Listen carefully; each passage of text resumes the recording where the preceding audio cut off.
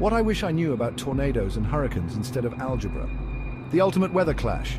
Picture this, a tornado with wind speeds up to 300 miles per hour, spinning like a furious top. Now add a hurricane with massive 150 miles per hour winds and a diameter of 300 miles. If these two titans were to collide, it'd be a catastrophic dance of destruction. Imagine the impact: buildings torn apart, trees uprooted, and cars tossed like toys. The destructive power would be off the charts, leaving a path of devastation miles wide. Death toll potentially in the thousands, damage costs billions of dollars. While this clash is more fiction than fact, it's a reminder of Mother Nature's incredible power. So next time you hear a weather warning, take it seriously. Stay safe, weather enthusiasts.